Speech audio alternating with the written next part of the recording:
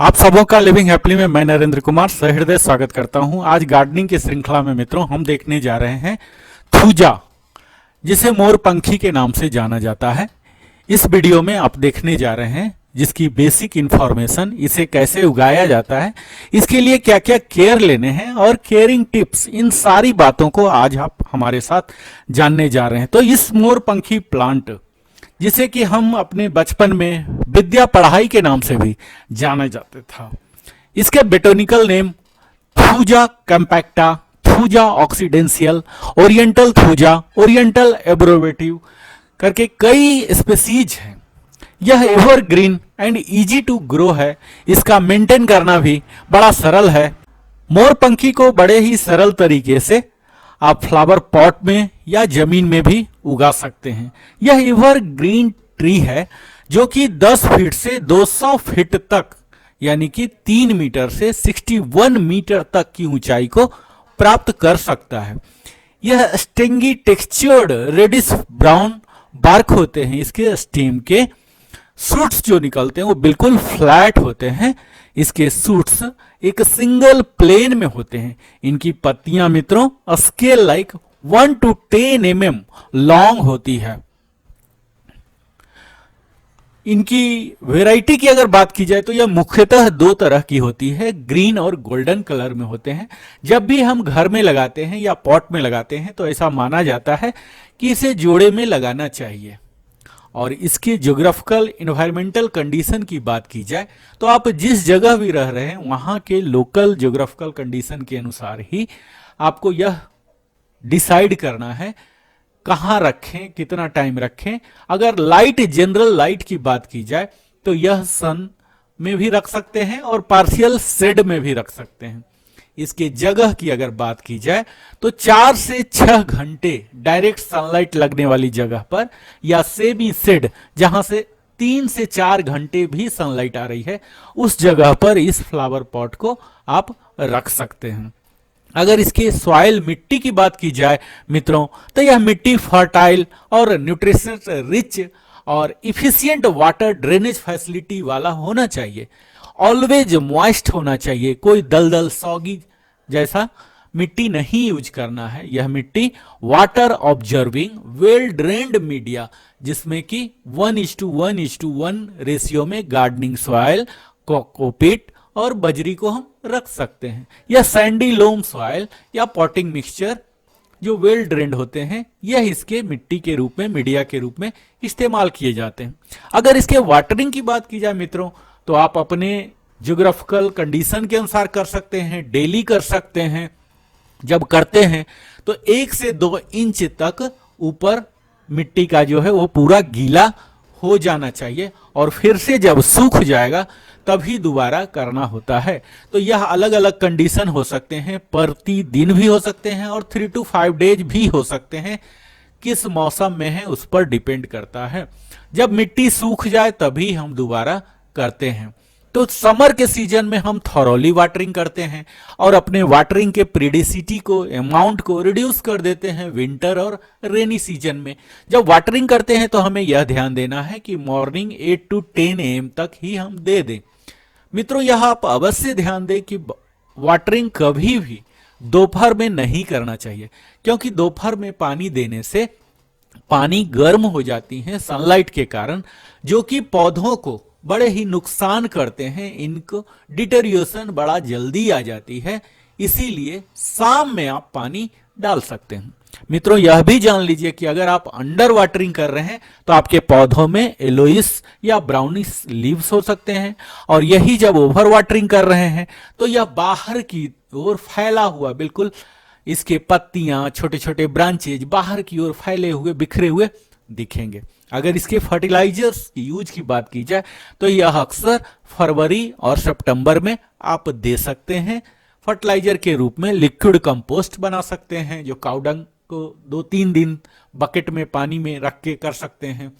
Fertiliser spraying कर सकते हैं। ये पॉटेड प्लांट को चाहिए ऑर्गेनिक फर्टिलाइजर, जो कि आप महीने में 1 दिन दे सकते हैं या 20 से 25 दिन में भी दे सकते हैं। यह तो आपको निर्णय लेना है उस पौधे के कंडीशन पर।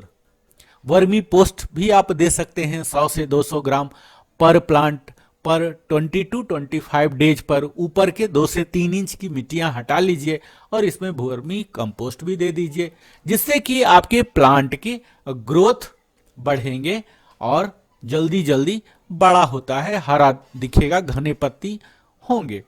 अगर इसके प्रोपेगेशन की बात की जाए कि किस तरह से लगाया जाएगा, फर्दर और भी बढ़ाना है अगर संख्या तो एयर लेयरिंग कर सकते हैं। इसमें ब्राउन कोन्स होते हैं मित्रों, जो कि सीड के रूप में जाना जाता है।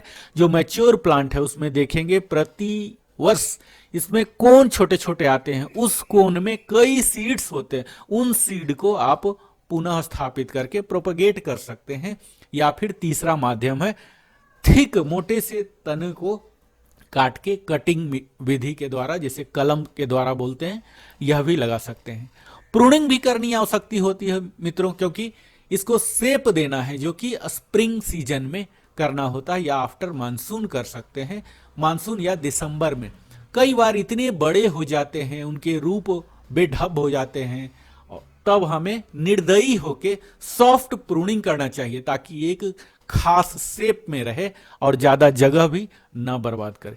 कई बार इसमें कई तरह की समस्याएं भी होती है मित्रों, जैसे कि पत्तियां पीली पड़ने शुरू हो जाती हैं, जिसका की कारण बहुत ज्यादा गर्मी या बहुत ज्यादा ठंडा माना जाता है। लैक ऑफ मॉइस्चर भी हो जाते हैं, तब हमें इनमें सोरिंग करना है, मिस्टिंग करना है, पानी का छिड़काव देना है। इस तरह से आपके कारण को देखना है, ऑब्जर्व करना है और इसके हिसाब से आपको रिमेडियल एक्शन लेना है। विंटर सीजन इसका माना जाता है मित्रों डोरमेंसी पीरियड, जिसमें बहुत ही कम वाटरिंग करनी होती है, सुसुप्ता अवस्था में होता है। उस समय विंटर में ज्यादा विकास इसमें नहीं देखा जाता है, इसलिए हमें पेशेंस रखना होगा। इसमें कई तरह के डिजीज भी हो जाते हैं मित्रों, इंसेक्ट्स लाइक बिटल तरह के अटैक हो जाते हैं, जिसके लिए हमें नीम ऑयल या यूकलिप्टस ऑयल या साइट्रस ऑयल का स्प्रे करना होता। कई बार कैंटर डिजीज आ जाते हैं, जो कि हार्ड प्रूनिंग करके हम इन्हें प्राइमरी ट्रीटमेंट दे सकते हैं।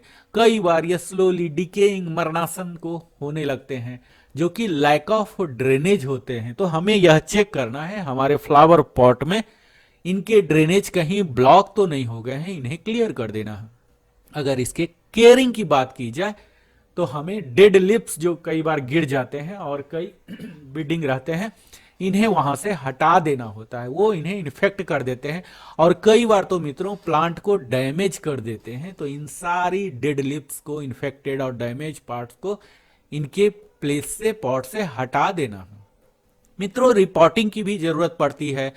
जब प्लांट बहुत बड़े हो जाते हैं, 2 से 3 साल में अक्सर देखा जाता है कि प्लांट का ग्रोथ बहुत ज्यादा हो गया, वह फ्लावर पॉट बहुत कम पड़ने लगा क्योंकि इनके जड़ बड़े होने लग जाते हैं, तब हम रिपोर्ट करते हैं फ्रेश मिट्टी के साथ, जिसमें थोड़ा सा फर्टिलाइजर भी देते हैं। हाँ मित्रों यह जरूर ध्यान दें कि इनके रूट डिस्टर्ब नहीं हो, क्योंकि इनको फिर से ग्रो होने में कुछ समय लगते हैं। ग्रो को डिस्टर्ब अगर हम कर दिए तो इनके कारण ये स्ट्रेस में, शॉक में आदमी की तरह ही चले जाते हैं। नए एनवायरनमेंट में सेट होने में इन्हें कुछ समय लगता है।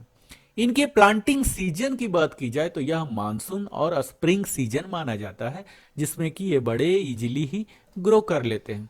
इनके स्पेशल फीचर को भी देख लेते हैं मित्रों कि सभी पत्तियां इनके ब्रांचलेट्स सिंगल प्लेन में आपको दिखेंगे। इनके यूटिलिटी की अगर बात की जाए तो इनका इस्तेमाल मेडिसिनल या आयुर्वेदिक यूज के लिए होता है और ऑर्नामेंटल पर्पस के लिए, अपने घर को डेकोरेशन के लिए तो होता ही है। मोरपंखी बड़ा ही मशहूर है।